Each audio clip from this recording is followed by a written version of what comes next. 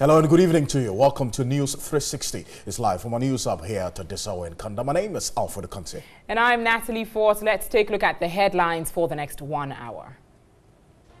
News 360 Headlines is brought to you by Chief of Defense Staff Lieutenant General Obed Boama Akwa calls for calm among Ghana Armed Forces following murder of Captain Maxwell Mahama.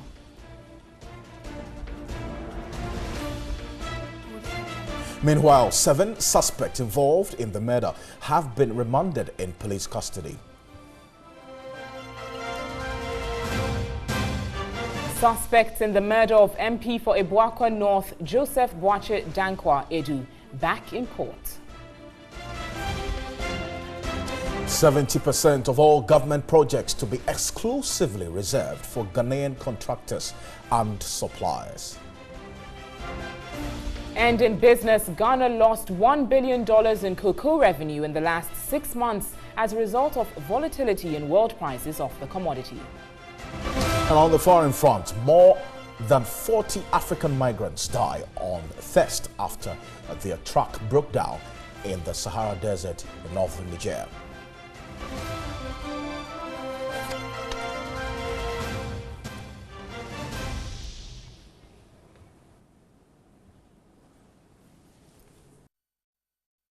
Details of these and more in the next 60 minutes here on News 360. Let's go to our first story this evening. The Chief of Defense Staff, Lieutenant General Obed Boama Akwa, has called for calm among the Ghana Armed Forces following the lynching of Captain Maxwell Mahama leading to his death. Addressing a Durbar at the Burma camp in Accra, he encouraged his men to exercise restraint and avoid violence and reprisal attacks as the best way to honor their departed colleague is to be calm.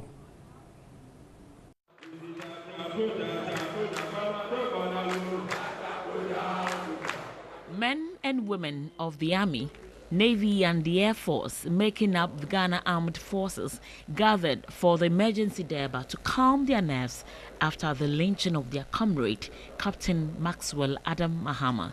May the soul of Captain Maxwell Adam Mahama and the souls of the faithful departed rest in perfect peace. Obviously not their usual posture, clearly demoralized.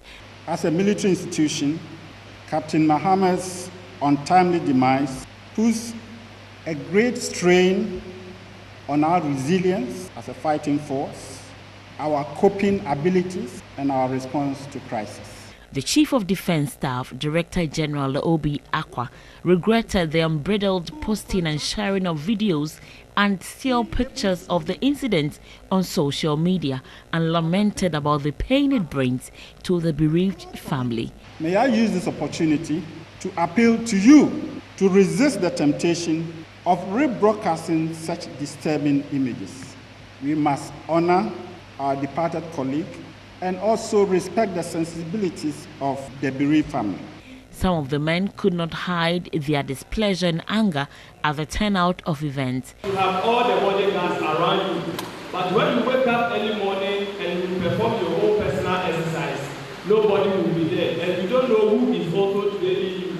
Everything that we go, that forestry duties and those things that we have been doing, assisting them. So I would suggest we leave the work for the police to also so that we come back to our. Here the DC of the area statement that he was the commander of soldiers protecting the areas. If DC issue goes on, if we can also we should do the DC. Once we are the last resort in this country, if we allow ourselves to be beaten this way, something might happen. I'm suggesting in Matthew 26:52, he who draws the sword must die. Essentially, that I'm not Very strong warning to the people that provide other services to assign us to provide. That we are also human beings. The next time this will happen, sir. The best respect we can pay to our fallen colleague is to ensure that his person is not associated with further violence. We must refrain from any reprisals or retaliatory actions. But the CDS gave the assurance that steps are being taken within their mandate to protect the officers while ensuring that the laws of the state are duly respected. Others raised concerns over available support for the family of the deceased, especially his wife and children. The CDS revealed many individuals have indicated their intentions to support the welfare of their children. Indeed, Monday, May 29, will go down as one of the darkest days in the history of the Ghana Armed Forces.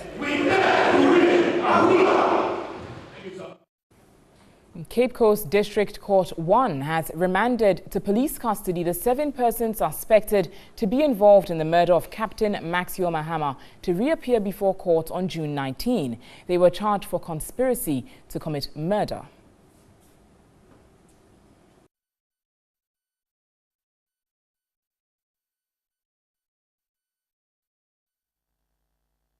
The court was presided over by Magistrate Rita Amwenyua Edusa.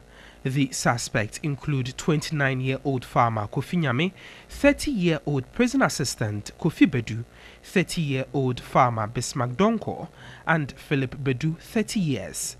Others include William Barr, teacher and assemblyman, Anthony Amua, 23-year-old Okada rider, and Yao Ano, 32-year-old Mason. Meanwhile, the pistol of the military officer that went missing on Monday after the incident has been retrieved. Captain Maxwell Mahama was lynched by some residents of Dintra Boase in the central region. Let's stay with this a bit further. President Akufo-Addo says all those involved in the murder of Captain Maxwell Adam Mahama will face the full rigors of the law. In a 2-minute audio from the Flagstaff House, the president also ordered the suspension of the district chief executive of Dintra Boase, Daniel Apiening. I was extremely upset to hear about the news of the death of Captain Mahama. To me, a complete waste of life, a valuable life, in circumstances that do no credit to anybody. Very, very sorry to hear about it. And I'd like to extend my sincerest and deepest condolences to his wife and family. I asked the Vice President to go and visit with the family, and I believe today my own wife, Rebecca, has been also to console the widow. One thing which is clear, I've told the law enforcement agencies, the law investigation and enforcement agencies, that they should spare no stone, make sure that those who were responsible for this brutal act are brought to face their consequences and brought before trial in our courts, and justice done accordingly. We have to have a country where the rule of law works. I've been fighting for that all my life, and now that I'm in the chair, I have to make sure that there is meaning to it. I've had to do something with some considerable reluctance, but which I felt was necessary to do. The district chief executive made comments in this matter that appeared to have been somewhat provocative, taking the decision that he should be suspended, pending an inquiry into all the circumstances of the matter and the comments that he made. But in the meantime, directed the Minister for Local Government to take the appropriate measures to carry out this decision.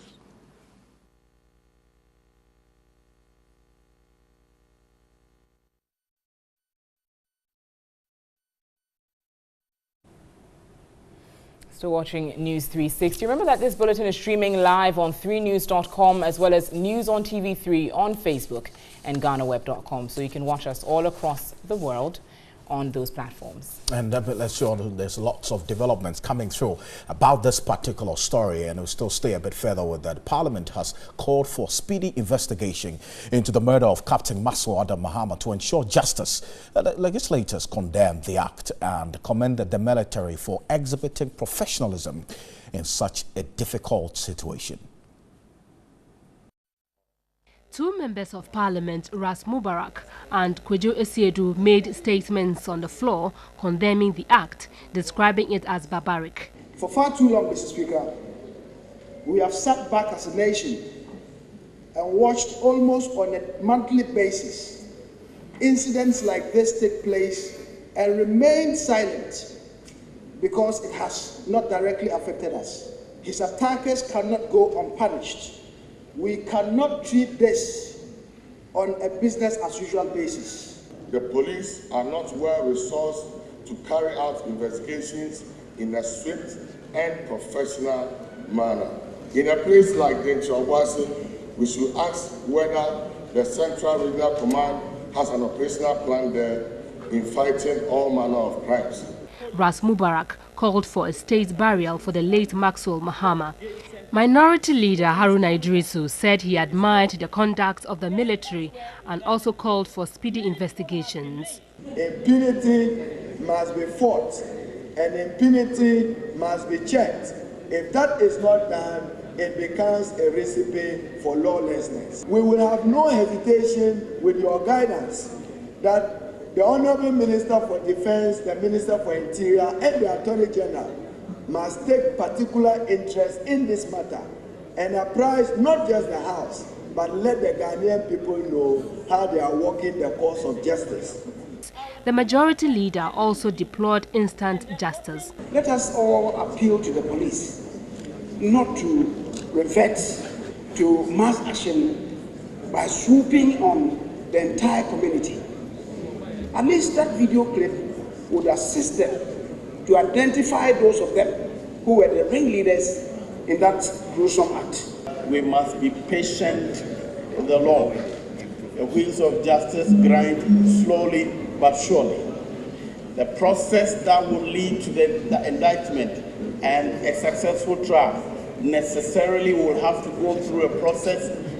Other contributors urged the National Commission for Civic Education to educate citizens on their rights, as well as the need to resource the security services for effective investigations. Some called for a police station to be put up at Denshra Obuasi.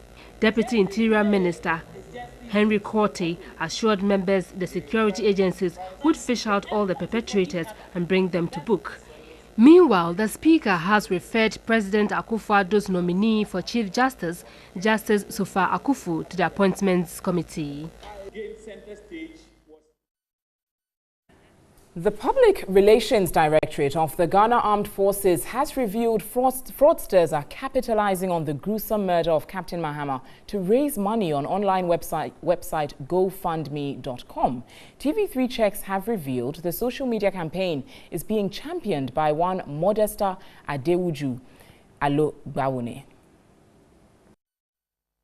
The online fundraiser, developed by Nigerian Modesta Adewuju Alogbawune, is seeking to raise an amount of $100,000. Currently, an amount of $2,170 has been raised by 53 people in just one day, and the post has received shares of 2,600 people. The fundraising developer, Modesta Adewuju Alogbawune, claims to be a family friend of the deceased, collaborating with the family to raise funds. A dedicated webpage, GoFundMe.com, is currently soliciting for funds. Further checks on the personal LinkedIn page of the culprit reveal she works as a public relations and communications practitioner with an educational experience from Keene University in New Jersey in the United States and the Kwame Nkrumah University of Science and Technology in Kumasi, Ghana. So far, the website has caught the attention of many, with many touched, sending solidarity messages. But the armed forces has denied knowledge of this move, insisting it is fraudulent. Well, you're questioning the level of insensitivity, with people who are doing this. But then again, systems have to be put in place. We've monitored a number of these fake accounts, 5 of them.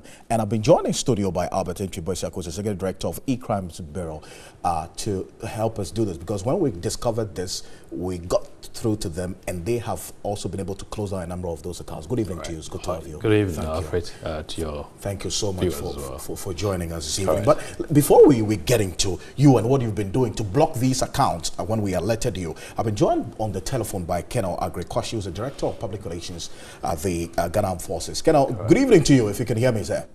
Good evening, my brother.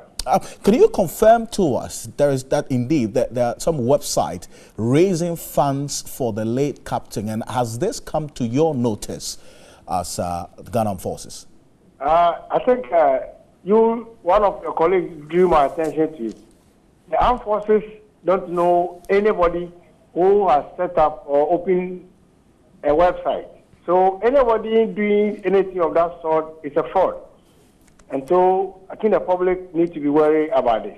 I see. Now, this lady in question, this Nigerian in question, when we discovered it and we reported it to the E-Crimes Bureau, there was a follow-up post that her father is related to the late Adam Muhammad's, his friend to Adam Muhammad's father. And so that should settle this. Have you gotten in touch with the family to confirm whether indeed they have knowledge of this account or these accounts? As this evening, when I spoke to your colleague, the family, we were with the family when this thing came and we checked, and they don't know anything of that sort. And so we will be very grateful if the public, before they do anything of that sort, will go through the armed forces so that we'll be able to authenticate some of these things. Other than that, fraudsters will use this opportunity to defraud unsuspecting people. I see, already some 2,170 has been donated, and this person has a target of $100,000. People have fallen to this scam. Is the armed forces having any system to track these fraudulent activities that is taking advantage of this unfortunate situation? I don't think, as we speak, we have that capacity to deal with such things. But we'll be counting on the support of the general public, the media, to alert us. Once this thing comes to our attention, then appropriate agencies that are supposed to check these things can relay this information to them. I see. Now, I would just hold you on just a little bit. I just want to find out from Mr. Nchiboisiako, how many of these sites have you closed down? Well, I think we've been monitoring the situation. It is quite predictable. It has happened before. The June 3rd incident in this country, when there was a disaster around Circle. Absolutely. Equally, criminal elements took advantage. A national tragedy, but we have people who also take advantage to make money. And even though, I mean, your analysis I don't think is conclusive, the military has denied ever sanctioning such an activity. But probably we may have to look further. There might be a genuine person who has dedicated himself or herself Absolutely. to set up together. You know, as I was saying, I mean, this Nigerian lady in question, when we brought your attention to it, there was a follow-up post that her father is related to, or is a friend to Adam Muhammad's father, something of the sort. Some relationship. This is not the only one. There are a couple of items also on Facebook. And we even expect to see some of those things on social media, on WhatsApp. I mean, using mobile money and others. As I'm saying, it's a normal trend that when there is a national tragedy, when people are touched like this, that's where criminals also take advantage of the situation. And I want to wrap it up with Colonel Agrekwashi on the telephone. Colonel, but away from this, we saw a lot of your men expressing anger. And how hard or tough has it been for you controlling the tempers in the barracks and the various Ghana Armed Forces installations? See, the Armed Forces is a disciplined institution. That does not mean that people don't get angry. But if people meet their commanders, they have confidence in their commanders. And that is the more reason why the CDS held the debate today. The sort of things going on in the media, social media, and comments by people was raising tension among troops, that something should be done to, so to speak, pacify the fallen colleague. But the CDS made everybody understand that even the head of family of the late officer begged that no soldier should do anything that will lead to the loss of life of any other person just because he has lost a kinsman. Okay. It's not for anything at all. We just need to respect the wishes of the family. Right, go on. And so our personnel have understood these things, and at least tempers are coming down. And like I told one of the media houses, we pray that people will not do things to provoke troops. Great. In times like this, yes, it will not help anybody. I'd want to thank you very much, and kudos. I mean, there's been a lot of commendation to calm the nerves and the tempers of the people, but I mean, especially the military personnel there. Right. Now, so you said that's not the first time it's happened. I mean, May 9th, we saw people taking advantage of this disaster. Absolutely. June 3, which is going to be coming in the next 2 days, we saw people take advantage of it. How do we, I mean, put systems in place to check this kind of situation? Well, it depends on where this is happening. For example, if you take GoFundMe as a website, it's a legitimate organization which is being hosted in the US. Right. That means if you have credible intentions, you can set up a donation for whatever cause that you're doing. And it's the same with that platform. It's being used by people with criminal intent to set up these activities. It is being hosted in the US, so it's not even in Ghana. Let's say our National Communication Authority will have to engage with US authorities to be able to, pull down certain sites. But what we need to do is monitoring. Monitoring is key. Right. When we get into such moment, let's activate that kind of monitoring on social media. Let's also make the protocols clear. If somebody, an individual, an organization, want to really focus on raising funds to help this cause, they should follow, certain procedures.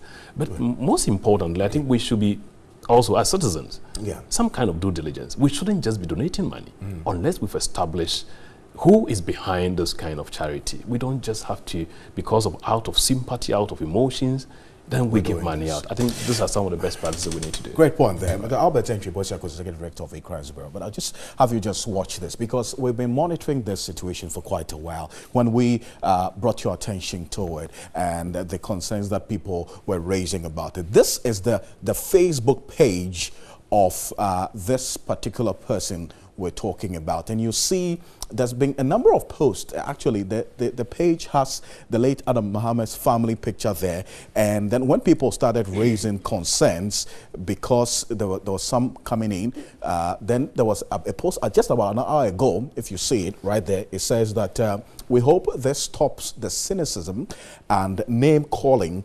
Okay, so that's what you see on your screens right now. That's it. It says, we hope this stops the cynicism and name calling of Modesta Adewoji Alobawene, the creator of the GoFundMe account linked to this page. We can confirm that all the proceeds will go to the endowment fund at Fidelity Bank Limited with account number, and we're making efforts to get through to Fidelity Bank to confirm whether indeed this account exists or not. All cash donations can also be sent to the MTN mobile money number, and they give a mobile money number, and they can also help her to reach her goal of $100,000. Thank you.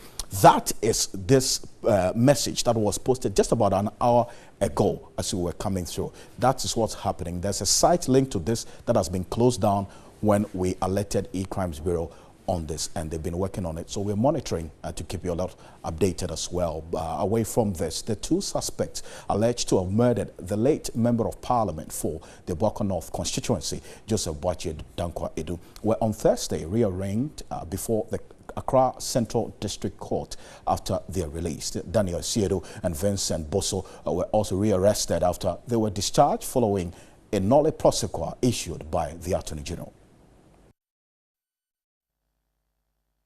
The suspects, Daniel Siedo and Vincent Bosso, were rearrested after they were discharged following an earlier decision by the Attorney General to discontinue the trial. The two have been charged with abetment of crime to commit murder and murder, unlike earlier, when Daniela Seydu was charged with murder and robbery and Vincent Bosso was charged with abetment of robbery. The suspects told the court they do not know why they were in court because they were discharged. The prosecutor, George Amega, insisted there is fresh evidence against them. George Amega prayed the court for the suspect to be remanded as police were still investigating some new leads they have gathered.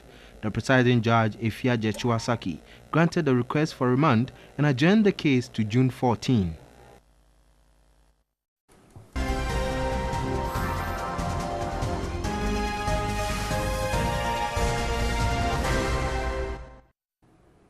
Hello, good evening to you, and thanks for staying with us right here on News 360.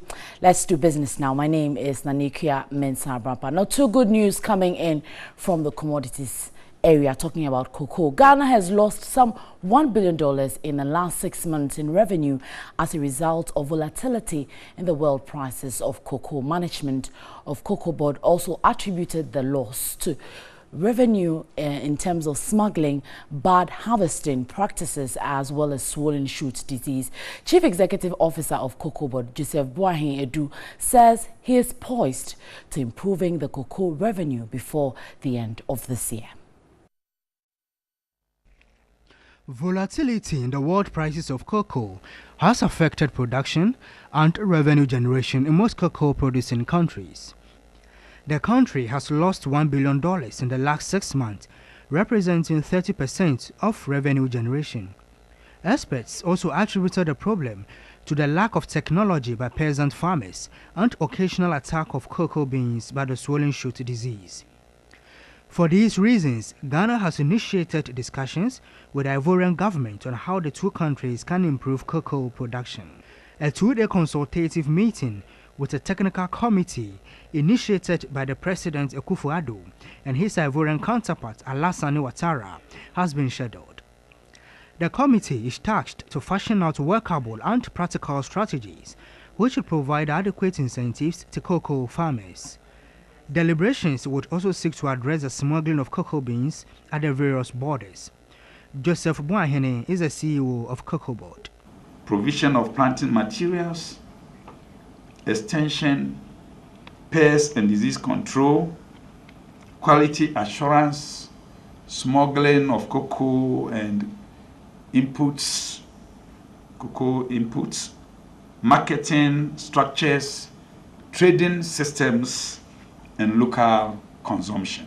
The Minister of Agriculture, Dr. Free Yakoto, underscored the need to improve cocoa production to create jobs. This presents an opportunity to industrialize and diversify the economies of our commodity-dependent economies, create job opportunities, alleviate poverty, and generate revenues for social and economic development.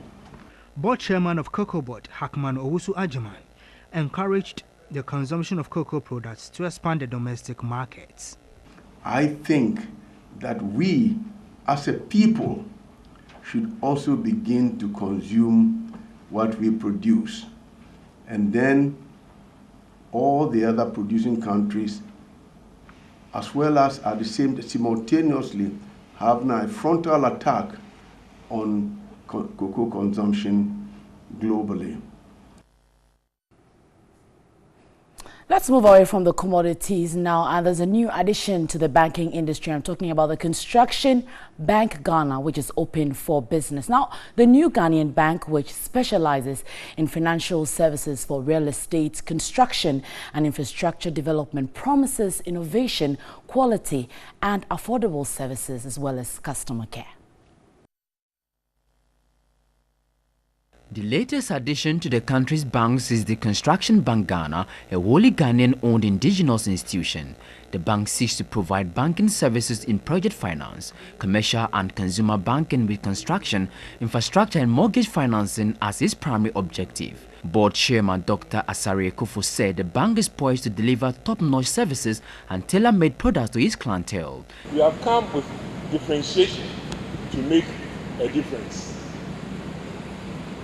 The focus of most of the existing players in the banking industry have been on the retail and commercial sectors of the market, without any dedicated offering to the construction and infrastructure segment despite the growth potential it holds.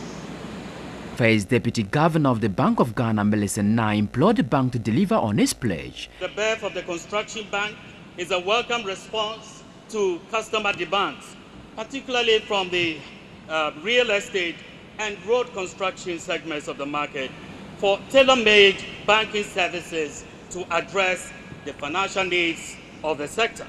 Minister for Works and Housing Samuel Atachia was confident the bank will help in reducing the country's housing deficit through partnership with government. Vice President Dr. Mahmoud Bawumia was elated the bank's direction will expand the economy and boost investor confidence.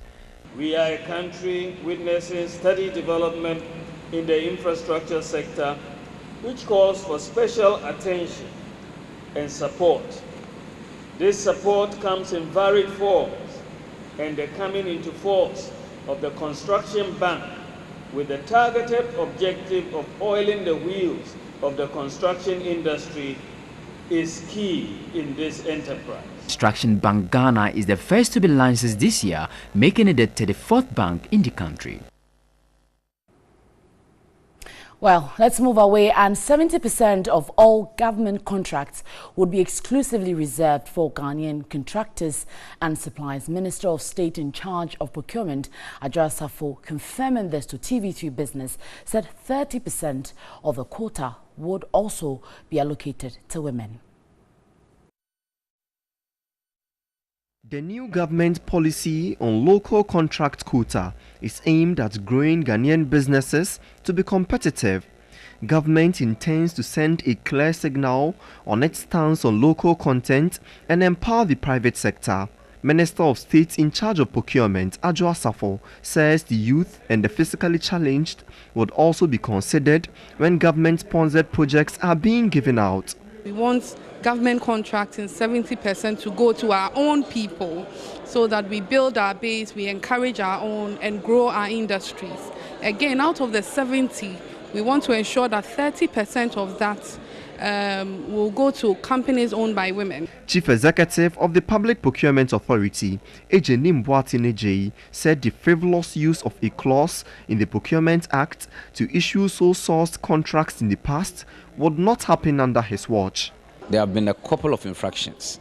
First, even the application of the various circumstances under which the sole source are granted and the restrictive tenderings are granted. Some of the clauses they have used are frivolous and did not involve due diligent work. He insisted the authority will strictly apply the Procurement Act. Whereas we had about 80 applications in the month of April for last year, this year we had only 37.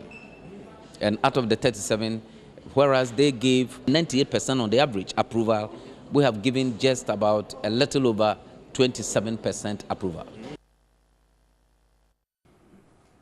Right, remember you can log on to 3news.com for more business, but that will do for now. My name is Nanikia Mensah-Brampa. Let's go back to Alfred and Natalie with more.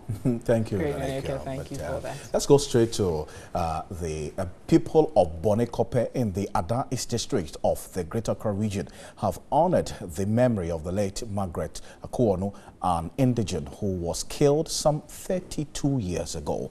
Margaret Kuonu was hit by a stray bullet during the clash between the community and the police against the takeover of the Ada Songo salt concession. Bonikope is a salt mining community with majority of residents depending on it for their livelihood.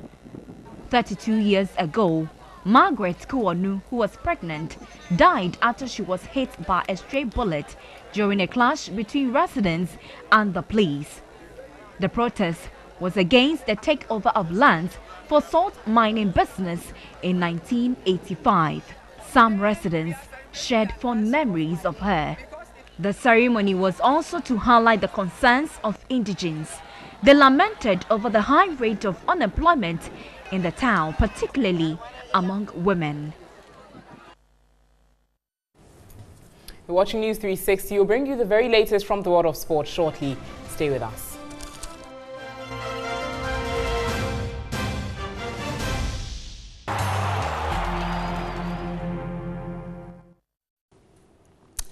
Hi, good evening, and it's time to bring you all the latest in the world of sports with me, Thierry Nyan, here on News 360. Now we start off with the introduction of new and young blood into the Black Stars by new coach Kwesi Appiah, and that has seen him, approach a new starlet, Kingsley Safo. However, the young midfielder currently with FC Cyrus now finds himself in the middle of a nationality battle between the Ghana Football Association and the Swedish FA.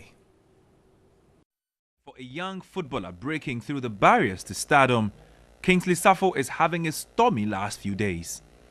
After a dream debut call-up to the provisional 30-man Black Star squad last week, the Swedish Football Association have moved to block that decision by new Ghana coach Kwesi Appiah to invite the midfielder join his side for the upcoming 2019 African Cup qualifier. Safo, who plays for FC Cyrus, has been one of the most exciting players in the Swedish top flight league, having grabbed 3 goals. Sweden under-21 coach Hakan Eriksson has revealed the Swedish FA has asked the country's immigration authorities to speed up the process of ensuring Safo gets citizenship status to make him eligible to play for Sweden. That has put his future in Ghana football into a fresh tumult. To add to Safo's recent struggles, the surging midfielder lost his mother last Saturday. He was removed from FC Cyrus's game on Monday due to the stress and lack of concentration.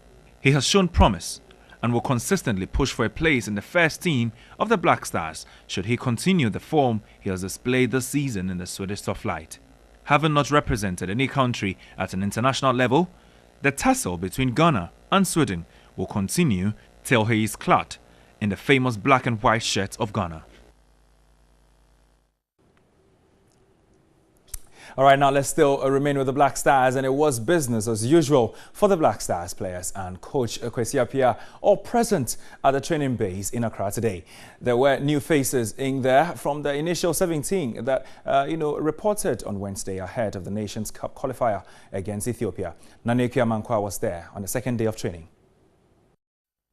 The players, as expected, were put through their paces today by head coach Kwesi Appiah as they shape up for the crucial encounters this month under new coach Kwesi Appiah. The games this month present opportunities for many of these players to leave lasting impressions on the minds of fans and the technical team. Most importantly, no new faces were seen at the training camp on Thursday following the 17 who showed up the day before. Not yet present are the likes of Adam Kwarase, John Boy, Harrison Afo, Thomas Partey and Asamoah Gyan. There's a returnee, however, Rashid Sumaila, who has been out of the setup for the last couple of years, insists he is back to take his place. It's very privileged to just come and play for the senior national team, and I'm really happy I'm back. I'm ready to fight for my nation. Because being in the national team is not easy, it's an honor. So we thank each and everyone believing in us. We give our best and help to succeed here. Many of those present, though, especially the new faces, will seek to take full advantage of the experience they are gathering at the non-residential campaign. Some of the local base players are ready to embrace it. It's a big honor, to be part of the Black Star, and then I'm really proud of myself, and then I'm really proud of what I've been doing all season, and then coming here, I'm going to do my best and then to keep myself in the team. It's a great feeling. So the best thing for us to do is train hard, be focused, confident, and then give our all out so that the coach will know, okay, he didn't make a mistake by calling us. There's more to come, As I said, I'm now playing with experienced players, and I'll learn more from them, and then I'll add it to mine. Trust me, it will be, people will see that a different combination very soon. The game against Ethiopia coming up later in the month, these players will take too seriously this chance to work with Kwesi Appiah more often in the coming months. All right, so that is it with the Black Stars. But let me just ask you a question. Do you believe in what they call juju in sports? Well, Kumasi Asante Kotoko have been going through some difficulties this season. On and off the pitch, change of coach has still not helped their cause. One man claiming to be behind their struggles is native Dr. Kweku Bunsam. Michael Otieje sat with him to discuss this and other sporting issues. Last year, there is some of Kotoko. There are 4 boys. They come to me in Accra. And also in Sapema to consult me that they want Kotoko and Accra spoke, they could have played the ball. They want them to win it. So they test me all the players' names and they test me has of 4 players' names. I give them my medicine the time I was going to South Africa. Somewhere 2000, I worked for Kotoko more than 6 to 7 years ago. So when the goal comes, and then they started insulting me, I told them the high school is going to win Kotoko. And they say, oh, it's the management. If the coach is no good, I told them that if we like, let's go bring Coach Morino Bassino or Coach Dafikete and I say I go to Fista to come. You're not gonna win. Only one this bottle. Listen to me. One of this bottle and one sheep. And then one sika more money and bring it. And they're gonna do the rituals and sacrifices so that everything's gonna be okay. Rather interesting over there. But let's move away from football. Let's go do some smashing sports. I'm talking tennis. World number 1 Andy Murray came from a set down to beat Martin Klizan and reached the French Open third round. Murray lost their opening set on a tie break but recovered to win in 5 sets. The Briton will now face Juan Martin Del Potro after the Argentine progressed when his opponent Nicolas Almagro retired with a knee injury. Elsewhere, third seed and former champion Stan Wawrinka progressed to the third round with victory over Ukraine's Alexander Dolgopolov.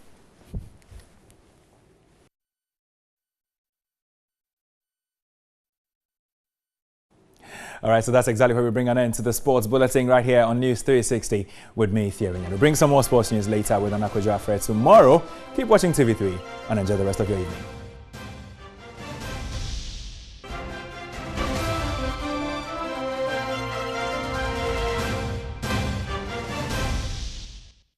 Welcome back. Now, the issue of legalizing the use of motorcycles for commercial purposes has engaged public discourse for some time now. Some law experts are arguing that the existing laws on them should rather be strengthened. Ghana's Road Traffic Regulation 128 of LI 2180 prohibits the use of motorcycles and tricycles for commercial transportation. However, the trend has become very common in the country, especially in the regional capitals. This means of transport is being largely seen as a better option to beat the tailbacks, which invariably lead to commuters spending hours on end in traffic. But this mode of transportation is not for the faint-hearted.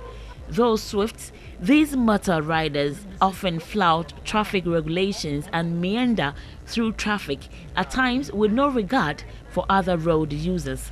They are also often associated with criminal activities. In the 3 regions in the north and some rural communities, motorcycles and tricycles are the only commercial transports available. They therefore also serve as ambulances to carry the sick during emergencies. As reasonable as these may sound, some stakeholders argue they should not be given the legal backing to enable them operate commercially. Police records indicate that over 1,200 motorcycle accidents have been recorded between January and April this year, with over 700 people dying as a result.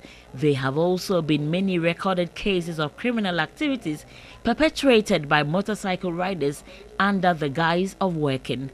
As a result, the police have organized intermittent swoops to arrest culpable riders over the years, but they say the lack of cooperation from the public is undermining their efforts.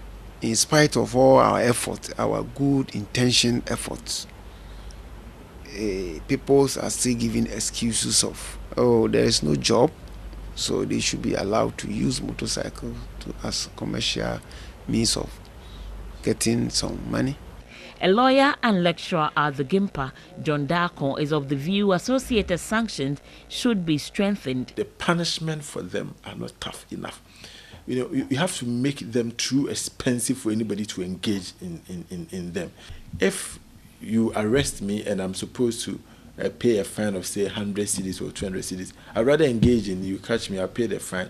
Next time I'm back on the road. We need to keep punishing people And what do the lawmakers make of legalizing the use of motorcycles and tricycles for commercial purposes? It's only in Ghana that it's not being allowed to do as a commercial business. And therefore, if people are calling for it, then we need to call for a national debate on it. And if the whole country thinks that that's the way forward to generate income and to create job opportunity for people, why not? We should legalize it, meaning that we have a law that regulates the use of motorbikes for commercial purposes, because it's already in the system, and I have seen all sorts of people being carried by Okada men. Perhaps the public understanding of the situation may play a key role in succeeding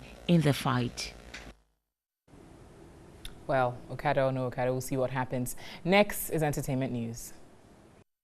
Entertainment news is brought to you by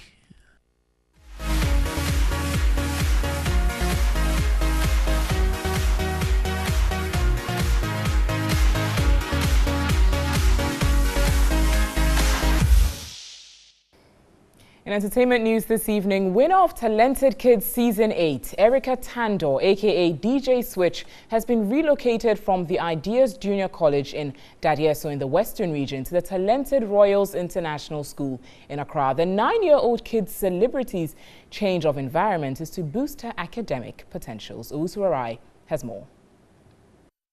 DJ Switch. Yes, she won the Talented Kids Season 8, and after that she indicated that she wants to become a doctor. Guess what? The parents have decided to change her environment. She used to be based in Dadieso in the Western region, but now she's been moved to Accra and she's changed her school as well. So now she's going to be attending school at Talented Royals International School, that is around Wager. In a moment, she'll be coming out of the car. Oh, there she comes, DJ Switch. Her first day in school in Accra. I'm happy. First of all, I have to greet my fans. Sure. I'm happy to be in Talented Royals International School. And from talented to talented, it means the swag. It is 7 a.m. Thursday morning and time to conduct the morning's assembly.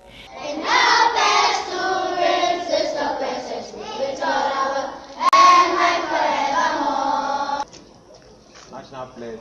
I promise on my honor. DJ Switch just couldn't wait to meet her new friends.